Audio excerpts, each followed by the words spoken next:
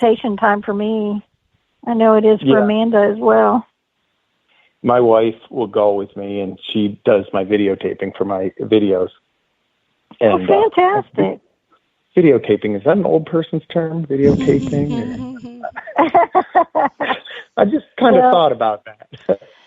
No, I say the same thing. People get on to me, I'm trying to get better at, videoing or filming or whatever they want to call it. I'm like, whatever. Yeah, I had to explain what a cassette tape was to my youngest. But she'll go out with me, and she'll film me while I'm out, and, we'll have fun. Just, I'm kind of an idiot anyway, so I just like goofing around. That's where I look back at my older videos, and I could see, like, I wasn't comfortable when I made them and filmed myself, and now it's who I am in the videos is who I really am. I'm just kind of an idiot, but I like it, I make myself laugh, and that's what's important. So, right. As long as you're having fun, everybody else is going to fall into place. Yeah. And my mom says I'm the funniest guy she knows, so whatever. Hey, right. But yeah, we'll go out, and it's fun. She'll inevitably, like, she films, for a half-hour video, I've probably got 3 hours worth of footage. Most of it's of, like, cows or her hitting me with dandelions. She finds a dandelion in every single area we go to and goes and shoves it in my face. So that usually makes the video. But, we have fun and get laughing, spend the day together. And she doesn't detect, but she likes going out. And, that's awesome. Yeah, it's a very good time. I've got her little film crew T-shirt too that sometimes I make her wear. It's funny. Well, does she have a director's chair? No, but I did want to buy her a little beret and one of those clacker things. Oh, that's cute. Yeah, you should. But I was a little afraid that I'd be feeding into her ego too much, and then I'd be like, it would just not be good. And no, I think you need to. That'd be cute. You can even video it from your angle. That would be funny. Oh, boy. That sounds like a lot of fun.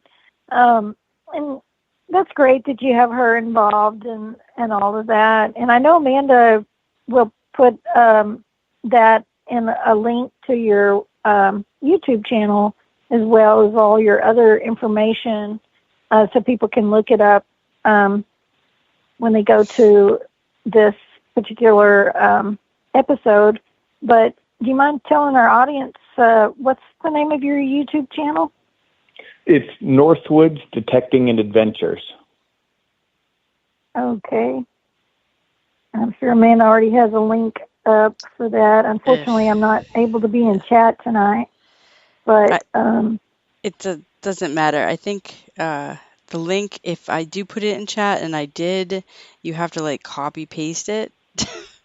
The links don't work in the chat anymore like they used to. So. Oh, well, that's if you search it on YouTube, it's the only one that comes up under that name, and then I've got a little tiny Bigfoot in my logo, given the peace sign. Kind of looks like he's flipping off on the logo, but Yep. So it's YouTube at Northwoods Detect and Adventures, all one word. If you're doing the search by the @ and you'll find it. Awesome. And then I'll be sure and check out his channel. Yeah, and you're on Instagram, same handle? Yeah. Yes, I'm on Instagram. I have no idea how to even run Instagram. My wife does that. I just hey, can you put this video on there? And then, usually she'll be like, well, what do I get? I need a back rub. Too funny. So Instagram is Northwoods _detecting _and _adven. Yeah, sounds right. I don't know. No, I'm reading it from it, so those know. Okay, yeah, sure. Yeah, sure. Well, that's so nice that she does all that for you. That helps save a lot of time. I wish I had somebody that did all that for me. Well, that's why I edited. That's about hours for every video that I put out. Yeah, I spend probably a good, not at a time, obviously, but I'll come home from work and I'll I'll edit a little bit, dump all my footage, and put it in the order that I want it to be in, and trim it all down. Then I always do kind of my little silly outtakes at the ending after the video's all over. The outtakes are always fun and make a good laugh. I need to start having more of that in mine. Well, I tried, like my Bigfoot one that I did, I tried to be kind of serious during that because, I was looking into, from we talked about how I retired out of law enforcement. And so I like to look at things from the detective standpoint, like, is this possible? Is this not possible? So I like to take those seriously, but still at the end, I had to throw in some of my little goofy moments.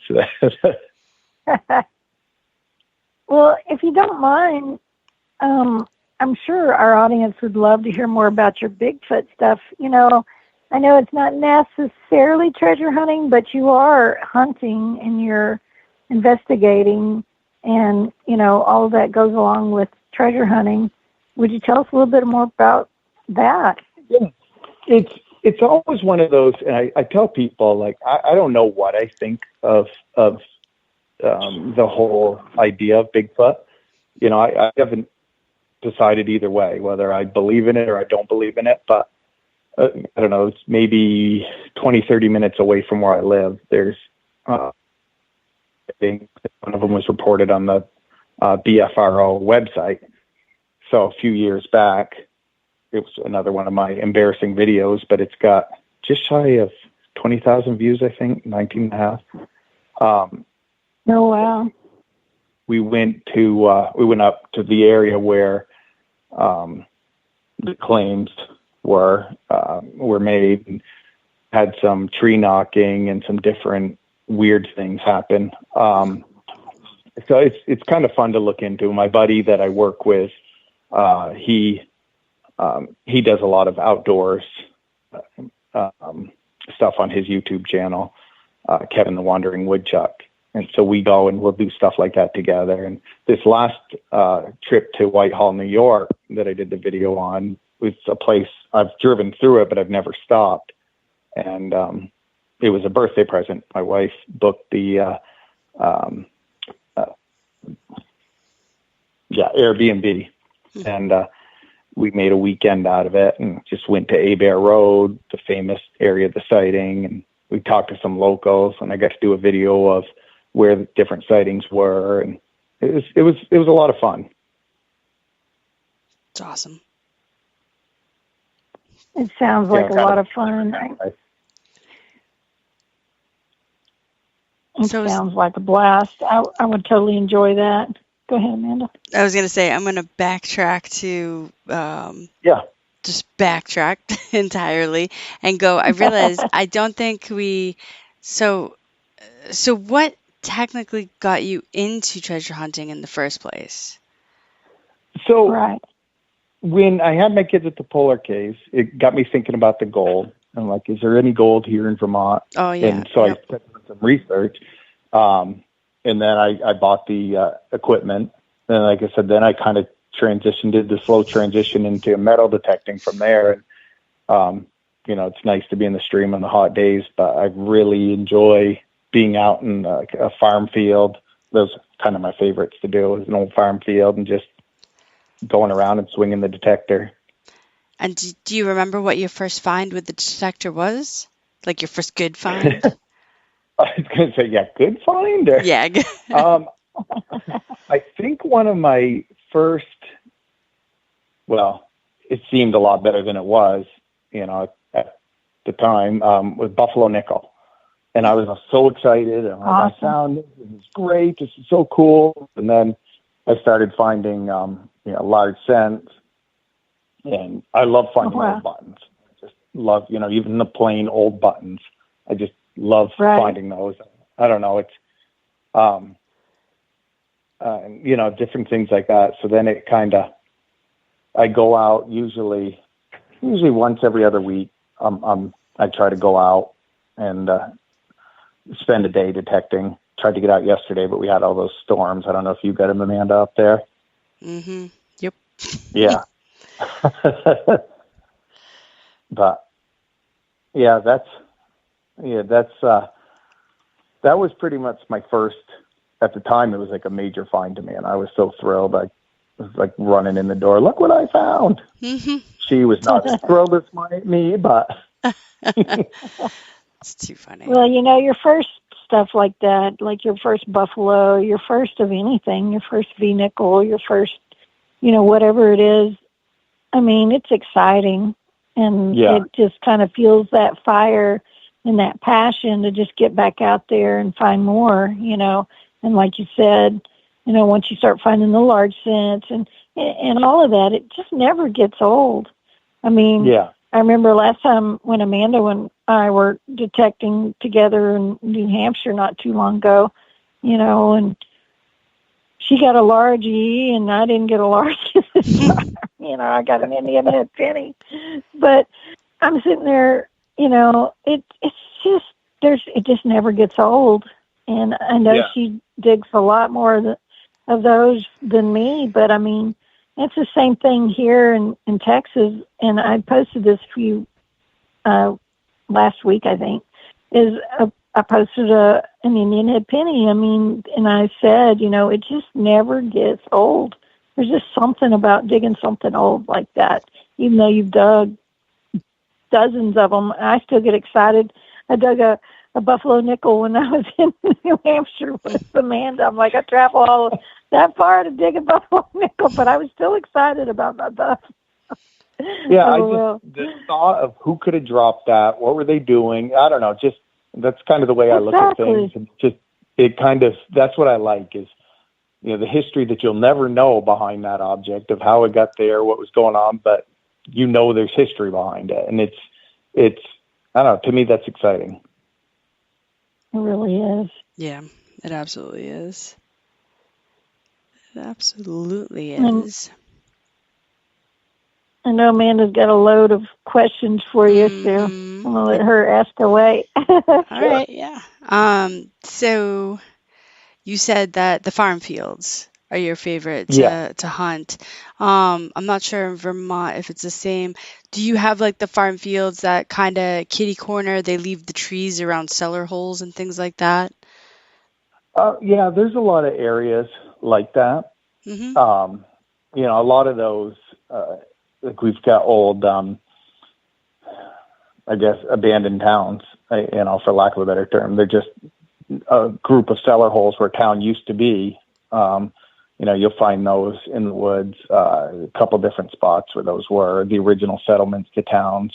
You can find if you go digging around and do some research on those. But you find like in Maine, you find the stone walls and the old stone walls for the property line. And I try to picture where the original house would have been, and different things like that. When I'm looking around, so I kind of get a rough idea of where I want to start. But I always, since I've gotten into it, the farm fields are what I really enjoy. It's awesome. It's good hunting too. Until when they become concrete in the middle of summer, they're really no fun. But I mean, besides that, yeah.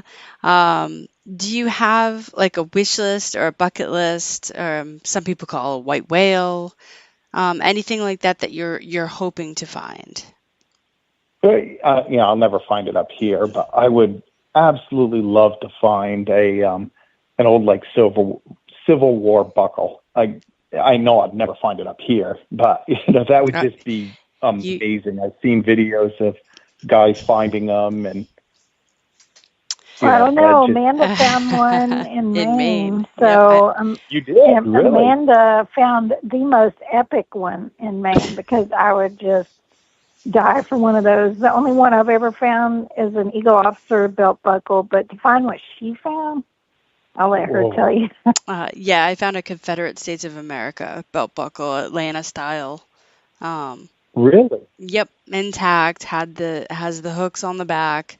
Was probably brought home souvenir, I'm guessing, or something along those lines. And probably let a kid go play with it, and ended up finding it in a yard. And the property owner was like, "Nah, it's probably fake." And I was like, "I don't think so." I don't think so. And they're like, yeah, I don't care. I don't want it. And I said, all right. Well, I